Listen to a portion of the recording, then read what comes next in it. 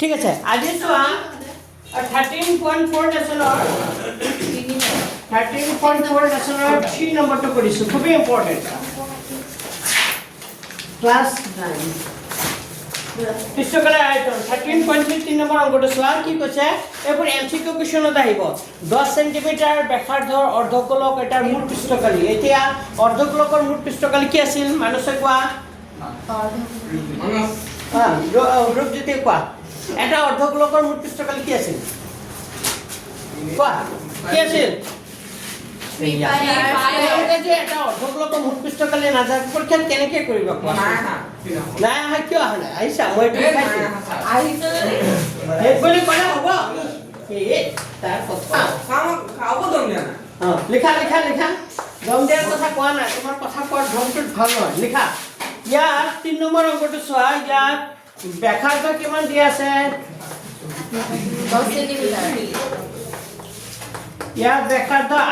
r মানে কিমান দিয়া আছে 10 সেন্টিমিটাৰ ব্যাসাৰ্ধ r মানে কিমান 10 সেন্টিমিটাৰ 10 সেন্টিমিটাৰ ব্যাসাৰ্ধ r যদি 10 সেন্টিমিটাৰ হয় তো অৰ্ধগোলকটোৰ মূল পৃষ্ঠকালি এটাকে লিখিবা আহা এটা অৰ্ধগোলকটোৰ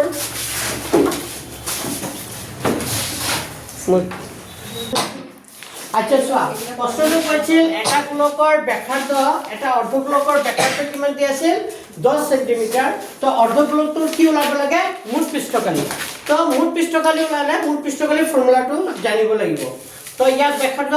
r মানে কিমান দিয়া আছে 10 সেন্টিমিটাৰ এটাকে অৰ্ধগোলকটোৰ মূল পৃষ্ঠকালি হ'ব ফৰ্মুলাটো হ'ব 3 পাই কি হ'ব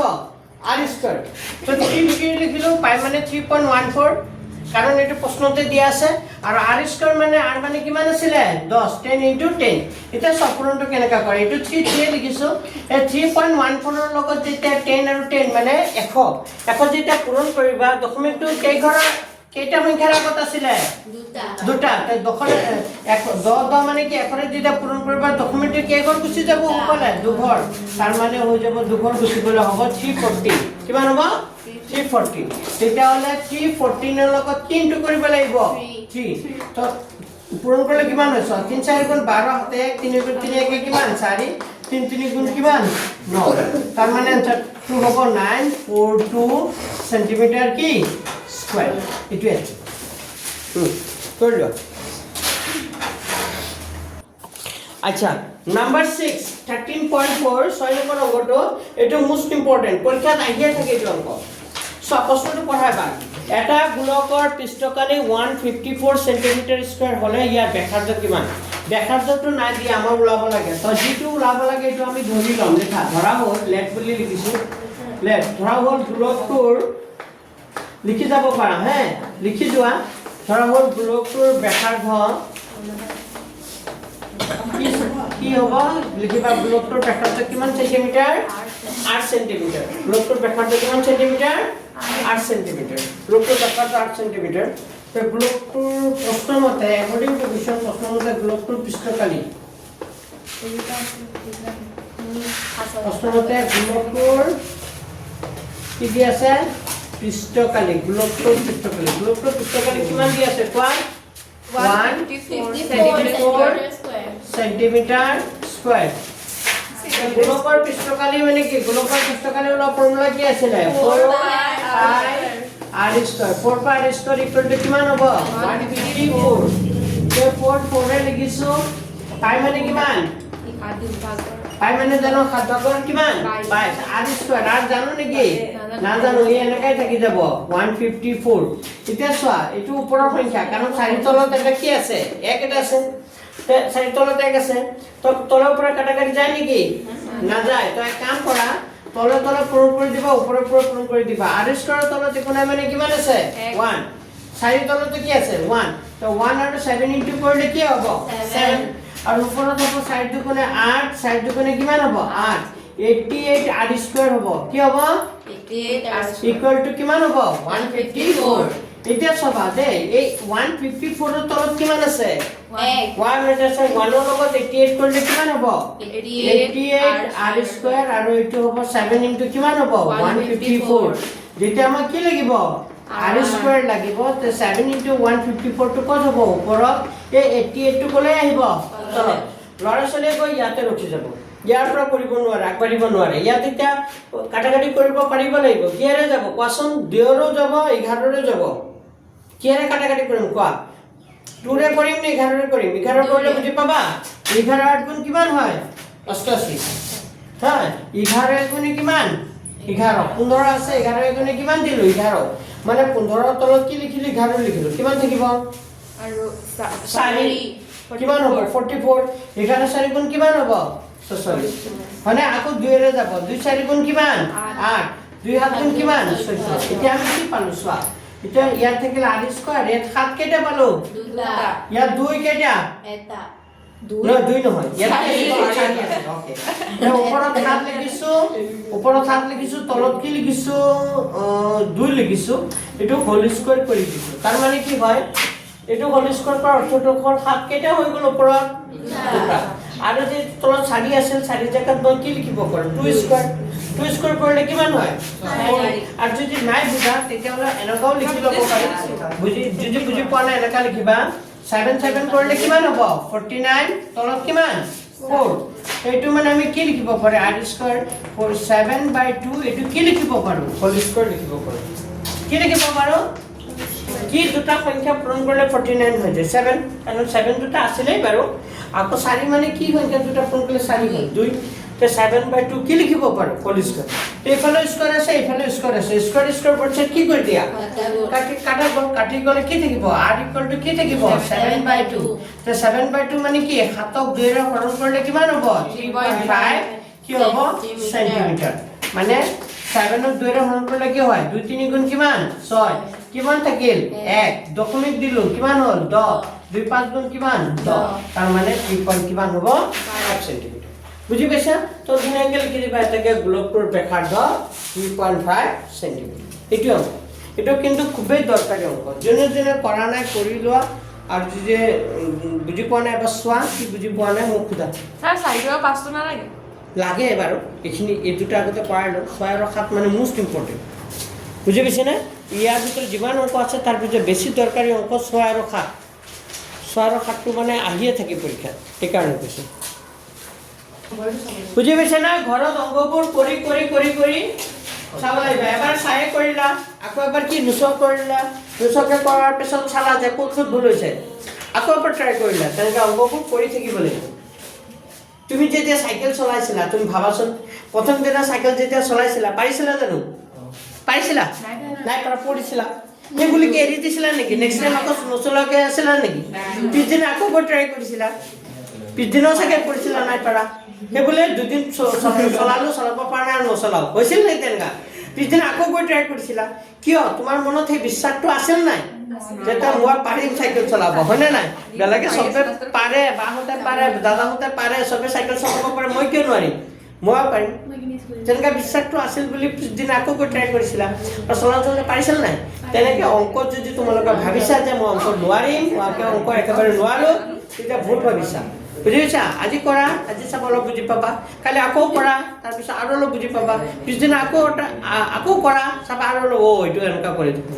এইটো কৰিলে এইটো পূৰণ কৰিলে এইটো এনচাৰ ওলাই যাব পিছদিনা আকৌ কৰিবি ইজি হৈ যাব তাৰপিছত সদায় যদি তুমি 1 ঘণ্টাকে মিনিমাম 15 দিন বা 20 দিন ৰেগুলাৰ যদি 1 ঘণ্টাকে অংক কৰা নহয় তোমাৰ এটা হেবিট হৈ আহিব যে অংক কৰিব লাগিব সদায় অংক কৰিব মন যাব আৰু যদি আজি নহয় কালি পঢ়িম কালি নহয় পৰহিৰ পৰা পঢ়িমেই আৰু তাৰ পিছদিনা পঢ়িম তেনেকৈ যদি যিমান নেগলিজেঞ্চি কৰি থাকিবা নহয় এই ছাবজেক্টৰ প্ৰতি তোমাৰ ইণ্টাৰেষ্ট নোহোৱা হ'ব কৰিবলৈ মন নোযোৱা হ'ব তাৰপিছত অংক দেখিলে তোমাৰ এই কি চবচে ভয় লাগিব যিমান বস্তুটোৰ লগত মানে কি ফেচ কৰিবা যিমান ফাইট কৰিবা ইমান তোমাৰ ইজি হ'ব আৰু যিমান ইয়াৰ পৰা আঁতৰি থাকিবা অংক ছাবজেক্টৰ পৰা ইমান তোমালোকৰ টান হৈ আহি থাকিব আৰু এইটো তোমাৰ নিজৰ কাৰণে প্ৰব্লেম হ'ব বাচি যাব পাৰিবা জানো মেট্ৰিকতো পঢ়িবই লাগিব নাই আৰু যদি সায়েন্সত পঢ়িম বুলি ভাবিছে তেতিয়াতো লাগিবই বুজি পাইছে না মই এজনী ছোৱালীক পঢ়াইছিলোঁ খুব ওচৰৰ এইখিনিৰে ছোৱালী সেনেকা লগ পাইছিলোঁ তাৰ ভাইটিটো যুগনায়কত পঢ়ে কিবাত পাইছে এডিআৰত পাইছে 3rd গ্ৰেডত পাইছে কি নাম এই বিশালহঁতৰ ঘৰৰ পিনে ঘৰটো যে ছোৱালীজনী কি নাম তাৰ ভাইটিটোৰ নাম ত্ৰিকোণাৰ আগত পঢ়ে কি নাম প্ৰভাত অনুপল নে কি নাম অনুপল নে কি নাম তাৰ এই পাহৰি গ'লো নামটো ঠিক আছে হ'ব দিয়া মনত পৰিলে পিছত কম দিয়া ছোৱালীজনী পঢ়াত ইমান ভাল নাছিল যেতিয়া মই পঢ়াইছিলোঁ কিন্তু তাৰ পিছত বহুত ভাল হৈছে বহুত ল'ৰা ছোৱালী এনেকুৱা আছে মেট্ৰিকৰ সময়লৈকে ইমান ভাল নাথাকে তাৰপিছৰ পৰা কি জোচ আহিছে গাত ইমান পঢ়ে নহয় ল'ৰা ছোৱালীবোৰ মই ক'লোঁ ন মোৰ ফ্ৰেণ্ড এটা মেট্ৰিকত 3rd ডিভিজন পাইছিলে সি যদি মোৰ ভিডিঅ' চাইছে সি গম পাব 3rd ডিভিজন পাইছিলে মেট্ৰিকত কিন্তু পিছত গৈ সি কি পালে জানানে হাই ছেকেণ্ডেৰী 89% পাছ কৰিলে এতিয়া আৰ্মিত সি ডাঙৰ অফিচাৰ হৈ আছে বুজি পাইছা তোমালোকৰ ফটো দেখাইছিল চাগে আচ্ছা আজি দেখাম আজি দেখালে মোৰ টাইম নহ'ব আৰু চাইণ্টিষ্টত দেখাইছিলোঁ চাইণ্টিষ্টত দেখুওৱা নাই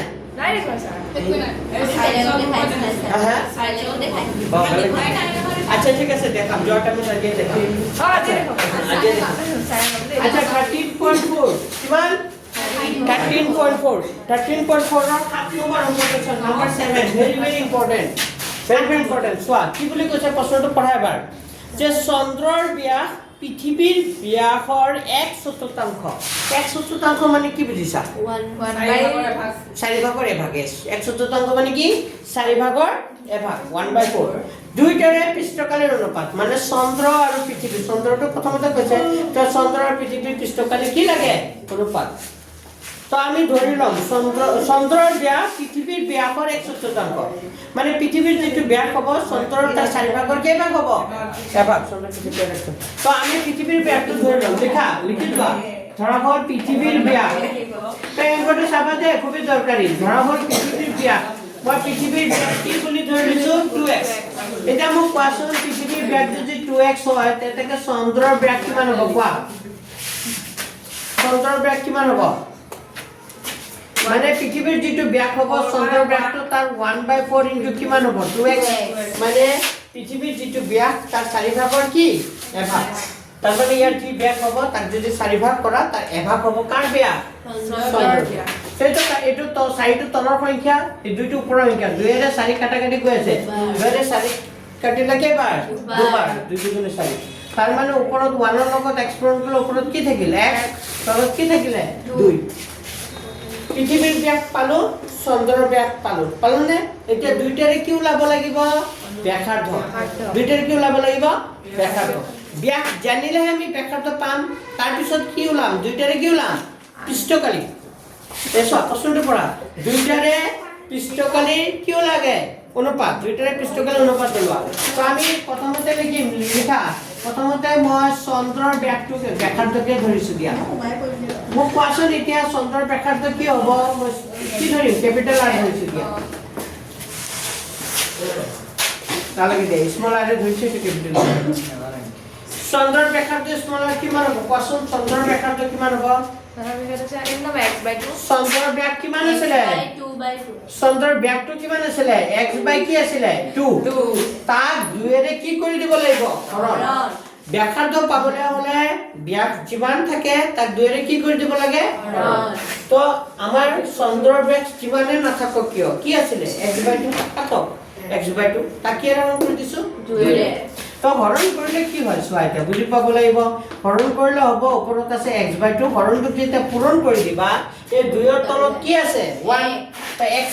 1 টো কলে গুচি যাব ওপৰলৈ 2 টো কলে আহি যাব তললৈ তাৰ মানে হ'ব কিমান হ'ব এতিয়া x ৰ লগত 1 পূৰণ কৰিলে ওপৰত x 2 ৰ লগত 2 কৰিলে কিমান হ'ব 4 তাৰ মানে আমি গম পালো চন্দ্ৰৰ ব্যাসাৰ্ধ কিমান পালো x বাই কি পালো 4 তে চন্দ্ৰৰ ব্যাসাৰ্ধ পাই গলো আৰু এতিয়া কাৰ ব্যাসাৰ্ধ ওলাব লাগিব পৃথিৱীৰ ব্যাসাৰ্ধটোক মই কেপিটেল R এৰে ধৰিছো পৃথিৱীৰ ব্যাসাৰ্ধ কিমান হ'ব পৃথিৱীৰ ব্যাস কিমান আছিল 2x তে ব্যাসাৰ্ধ কিমান হ'ব 2 কাটা গ'ল তাৰ মানে কিমান হ'ব x এটাকে আমাৰ ওলাব দিছিল চন্দ্ৰ আৰু দুইটাৰে পৃষ্ঠকালীৰ অনুপাত দুইটাৰে কি পৃষ্ঠকালীৰ দুইটা মানে কি চন্দ্ৰ আৰু কি পৃথিৱী তো চন্দ্ৰটো যেটো প্ৰথমতে কৈছে এখানে চন্দ্ৰৰ কথাটো আগতে লিখিম এটাকে চন্দ্ৰ আৰু পৃথিৱীৰ লিখিবা চন্দ্ৰৰ পৃথিৱীৰ পৃষ্ঠকালীৰ অনুপাত হয়নে থাকিবা চন্দ্ৰৰ পৃথিৱীৰ পৃষ্ঠকালীৰ কি অনুপাত তো চন্দ্ৰৰ পৃথিৱীৰ পৃষ্ঠকালীৰ অনুপাত হ'ব চন্দ্ৰৰ গোলকৰ পৃষ্ঠকালী কি হয় 4 পাই কি r² চন্দ্ৰৰ ব্যাসাৰ্ধ কি আছিল চন্দ্ৰৰ ব্যাসাৰ্ধ কি আছিল x পাই কি আছিল 2 এইটো হ'ব 4 পাই কি হ'ব স্মল r² আৰু এইটো হ'ব 4 পাই কি হ'ব ক্যাপিটাল r²। সোয়া 4 4 কাটা গ'ল পাই পাই কাটা গ'ল গ'ল নাই কি থাকিল small r square small r মানে কিমান আছিল x/4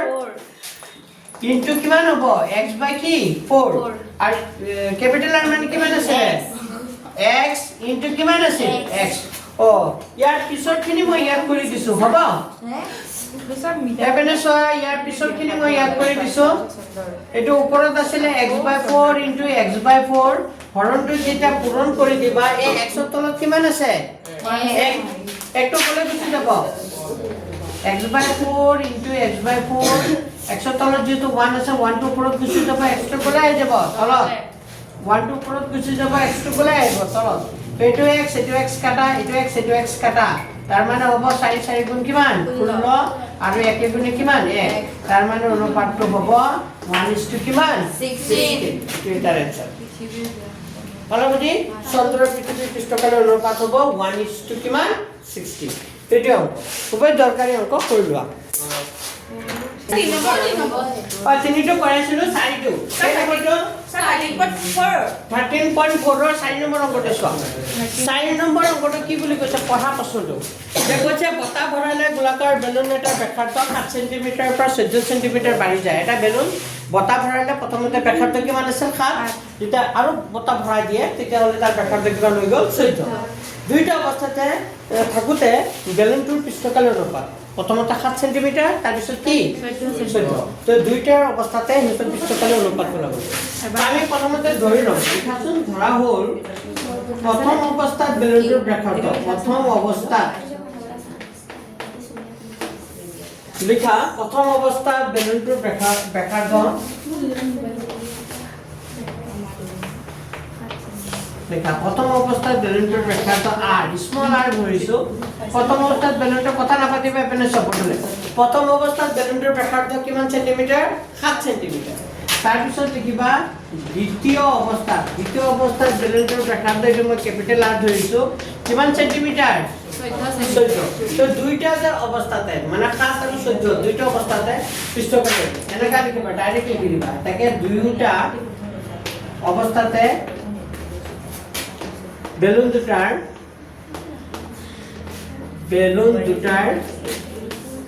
পৃষ্ঠকালীৰ শৰ্টকাট কৰিছো হ্যাঁ দুইটা অৱস্থাতে বেলুন দুটাৰ পৃষ্ঠকালীৰ কি অনুপাত তা গোলকৰ অনুপাত কি হয় কোৱাচোন গোলকৰ অনুপাত কি হয় গোলকৰ অনুপাত দুইটা অৱস্থাত বেলুন দুটাৰ পৃষ্ঠকালীৰ অনুপাত মানে দুইটা অৱস্থাতে পৃষ্ঠকালীৰ অনুপাত মানে প্ৰথম অৱস্থাত বেলুনটোৰ পৃষ্ঠকালী হ'ব যদি ব্যাসাৰ্ধ স্মল r ধৰো তা প্ৰথম অৱস্থাত বেলুনটোৰ পৃষ্ঠকালী হ'ব 4 পাই কি হ'ব r² হয়নে আৰু ব্যাসাৰ্ধ যেতিয়া কি হৈ যায় 7 ৰ পৰা কি হৈ যায় 14 হৈ যায় তেতিয়া গোলকটোৰ পৃষ্ঠকালী হ'ব 4 পাই কি হ'ব ক্যাপিটাল r² কাৰণ প্ৰথম অৱস্থাত বেলুনটোৰ ব্যাসাৰ্ধ r স্মল r ধৰিছো দ্বিতীয় অৱস্থাত বেলুনটোৰ ব্যাসাৰ্ধ মই কি ধৰিছো ক্যাপিটাল r ধৰিছো তো এই দুইটা অৱস্থাতে ইহঁতৰ পৃষ্ঠকালী অনুপাত 4 পাই কি হ'ব স্মল r² আৰু কি হ'ব 4 পাই কি হ'ব ক্যাপিটাল r² তেতিয়া কি হয় চোৱাচোন 4 4 কি হৈ যাব ক্যান্সেল পাই পাই ক্যান্সেল তেতিয়া কি থাকিব r স্মল r মানে কিমান হ'ব 7 ইনটু কিমান হ'ব 7 ক্যাপিটাল r² মানে কিমান হ'ব 14 ইনটু কিমান হ'ব 14 তা 7 এর 14 কেবাৰ দুবাৰ 7 এৰ 14 কেবাৰ দুবাৰ তাৰ ওপৰত 1 থাকিল তলত কি 4 থাকিল তাৰ মানে आंसरটো হ'ব 1:4 ঠিক কাৰেক্ট কৰি লোৱা এইটো আগৰ পৰা কৰি দিয়া নাছিল নেকি নাই দিয়া কৰি লোৱা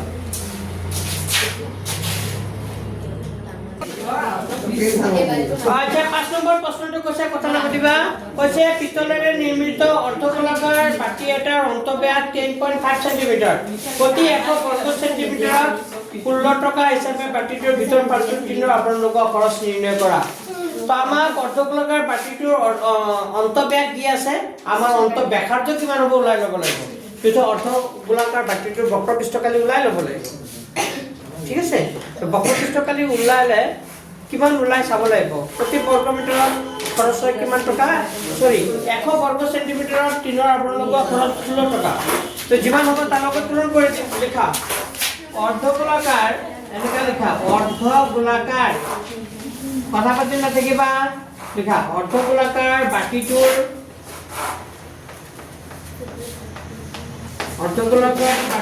অন্তব্যাস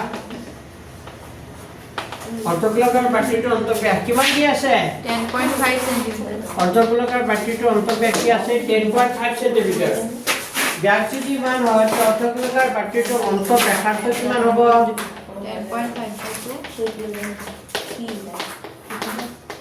10.5 বাই কিমান হ'ব 2 এটো হৰণ কৰিব নালাগে এনেকৈ ৰাখি দিবা হা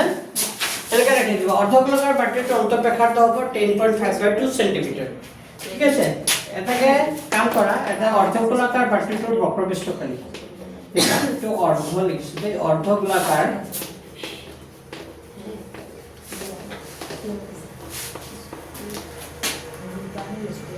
অৰ্ধগোলাকাৰ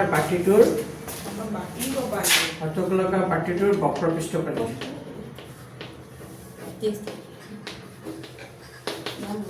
গোলকৰ পৃষ্ঠকালি কি হয় 4 পাই স্কয়াৰ অৰ্ধগোলকৰ বক্ৰপৃষ্ঠকালি হ'ব 2 পাই r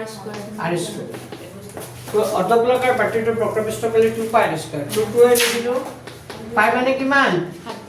7 ভাগৰ 22 আর r স্কয়ার r মানে কিমান হ'ব 10.5 বাই 2 ইনটু কিমান হ'ব 10.5 বাই কিমান হ'ব 2 হ্যাঁ এটা কথা হল এপিনে সোয়া এটা কাটাকাটি গৈ আছে এটো 2 ৰ ওপৰ সংখ্যা হয় না নাই হয় কাৰণ তলতে এটা 2 ক্যান্সেল হবে আৰু এইটো 2 ৰে 22 যাব কিমান বাৰ 11 বাৰ আৰু 7 ৰে ইয়াক যাব 105 7 গলে কিমান সো 7 কোনে কিমান দিলো 7 মানে 10 ৰ তলত কি লিখিছো মই 7 দিছো থাকিল কিমান 3 10 পৰা 7 গুছি গলে 3 থাকিব কিমান হৈ যাব 25 7 ৰে 25 কে 5 বাৰ মানে 7 15 কিমান হয় 105 এটাৰ আগত দশমিক আছিল এটাৰ আগত দশমিক দি দিলা তাৰ পিছত এতিয়া যেটা পূৰণ কৰিম 11 15 আৰু কিমান 105 গোটেইটা পূৰণ কৰিবা তাৰ পিছত কেইটাৰ আগত দশমিক দিবা এটা দুটাৰ আগত কি দিবা দশমিক দি দিবা তো পূৰণ কৰিলে কিমান হয় পূৰণ কৰিব পাৰিবা সবে ঠিক আছে মই পূৰণ কৰিছো চাবা এতিয়া মই মোবাইলতে কৰিছো হ'ব পূৰণটো কৰিব পাৰিবা 11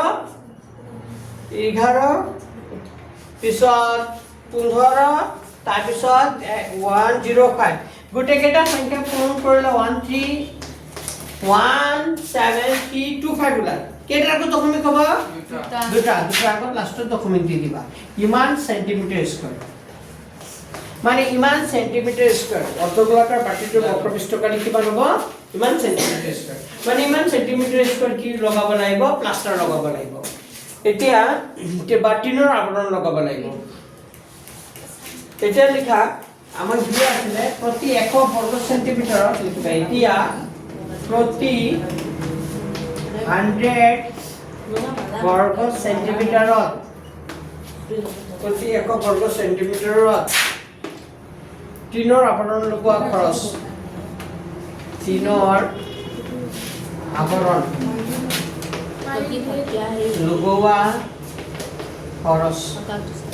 কিমান দি আছে প্ৰতি 100 সেন্টিমিটাৰ টিনৰ আৱৰণ লগোৱা খৰচ কিমান দি আছে 16 টকা যদি 100 বৰ্গ সেন্টিমিটাৰ 16 টকা হয় প্ৰতি 1 বৰ্গ সেন্টিমিটাৰ টিনৰ আৱৰণ লগোৱা খৰচ এটা 16 টকা হ'ব ওপৰত 100 গলে আহি যাব তললৈ এতিয়া আমাৰ ওলাব লাগে এটাকে কিমান 170.25 বৰ্গ সেন্টিমিটাৰ টিনৰ আৱৰণ লগোৱা খৰচ তেতিয়া কি হ'ব 170.25 ইনটু ওপৰত 16 তলত কিমান 100 এক কাম কৰা 170.25 লিখা ইনটু কেইটা জিৰো আছে দুটা তাৰ মানে দুটা সংখ্যা আছে না দুটাৰ আগত জিৰো দি দিয়া পয়েন্ট কি লিখিব পাৰো 0 কি লিখিব পাৰো 16 এতিয়া আমি ইয়াৰ লগত এটো কি কৰি দিম পূৰণ ইয়াৰ লগত এইটো কি কৰি দিম পূৰণ তাৰ মানে আমি কিমান কিমান পূৰণ কৰিম কোৱাচোন 173 পইণ্ট কিমান 25 তাৰ লগত পূৰণ কৰিম পইণ্ট কিমান 16 এতিয়া পূৰণটো কৰিব পাৰিবা নাই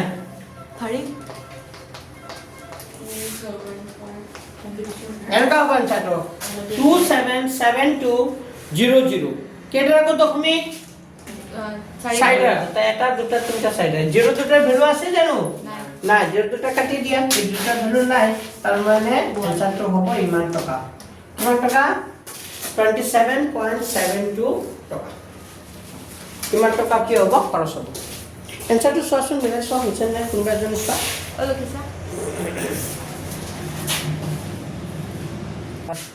আচ্ছা এইটো চোৱা এটা এমসিকিউ এটা শংকুৰ উচ্চতা আৰু নতি উচ্চতা ক্ৰমে 21 সেন্টিমিটাৰ আৰু কিমান 28 সেন্টিমিটাৰ উচ্চতা দিয়া আছে নতি উচ্চতা দিয়া আছে তাৰ মানে আমাৰ শংকুটো কি লাগে ভূমি ব্যাসাৰ্ধ তাৰ মানে কি দিয়া আছে ইয়াত কি দিয়া আছে চোৱা উচ্চতা মানে কি h মানে কিমান দিয়া আছে 21 আৰু নতি উচ্চতা কি বুলি কয় l মানে কি বুলি l মানে কিমান দিয়া আছে 28 সেন্টিমিটাৰ আমাক কি লাগে ব্যাসাৰ্ধ ইকুয়াল টু কোশ্চেন মার্ক তো আমি জানো আমি ফর্মুলা এটা জানো যে √ h l square equal to কি হয় h স্কয়ার প্লাস কি হয় আমি একটা ফর্মুলা জানো l square equal to h square plus কি হয় r স্কয়ার এতিয়া চোৱা আমাক l2 দিয়া আছে নাই দিয়া আছে তো l2 কি হ'ব 28 স্কয়ার h2 দিয়া আছে নাই 21 স্কয়ার প্লাস কি হ'ব r স্কয়ার তো 28 স্কয়ার করলে কিমান হয় 28 স্কয়ার মানে 28 কেটা দুটা 28 * 28 করলে হ'ব 7 8 কিমান হ'ব 4 আৰু 21 21 পূৰণ কৰিলে কিমান হয় 4 কিমান হয় 1 প্লাস কি হ'ব r স্কয়ার তো এইটো 7 8 4 এ লিখিছো এই 4 4 1 টো বাফাৰ নেলে কি হ'ব -4 4 1 হৈ যাব এটা সমান চিহ্ন বাফাৰলৈ লৈ লৈছো ইকুয়াল কি থাকিব r স্কয়াৰ ইফালে ইয়াৰ তলৰটো ওপৰ লিখিছো এটা 7 8 4 ৰ পৰা মাইনাস কৰিব লাগিব 4 4 কিমান 1 তাৰ মানে হ'ব 343 ইকুয়াল টু কি থাকিব r স্কয়াৰ 343 ইকুয়াল টু কি হ'ব r স্কয়াৰ তাৰ মানে এইটো 343 কাৰ ঘন হয় তাৰ মানে যেটা আচ্ছা এটা কাটন ঘন 7 কেটা তিনটা পূৰণ কৰিলে কিমান হয় 343 হয় তাৰ মানে এইটো তুমি এনেকাও লিখিব পাৰো r স্কয়াৰ ইকুয়াল টু 343 যেটা r ৰ মান লাগিব ইয়াত কি ল'ব লাগিব 343 কি ল'ব লাগিব বৰ্গমূল যেটা স্কয়াৰটো উঠি যায় ইয়াৰ আগৰ বৰ্গমূল আহিব নাই বৰ্গমূল ল'ব লাগিব যে বৰ্গমূল কিমান হয় এতিয়া 343 মানে আমি 7 কেটা লিখিব পাৰো তিনটা 7 কেটা লিখিব পাৰো তিনটা এতিয়া এই দুটা খাতৰ পৰা কেটা খাত ওলাই আহিব এটা কাৰণ বৰ্গমূল ওলাইছো ঘনমূল ওলাইছো নেকি বৰ্গমূলত কি হয় দুটাৰ পৰা কেটা ওলাই আহে এটা ঘনমূলত কেটা ওলাই আহে তিনটাৰ পৰা এটা তো বৰ্গমূলত এই দুটাৰ পৰা এটা ওলাই আহিব আৰু খাতই অকলশৰীয়া আছে ই কি থাকিব এই দুটাৰ ভিতৰতে থাকি আহিব এটা ওলাই আহিব জানো নাহে তাৰ মানে কিমান হ'ব কোৱাচোন এনসাৰটো 7√7 আনসাৰটো 7√7 আছে জানো আছে এইটো 7√7 এনেকা প্ৰশ্ন আহিব পৰীক্ষা পাৰিবানে ফৰ্মুলাটো মনত থাকিবনে কোনটো ফৰ্মুলা এপ্লাই কৰিছো কি ভাল লাগি আছে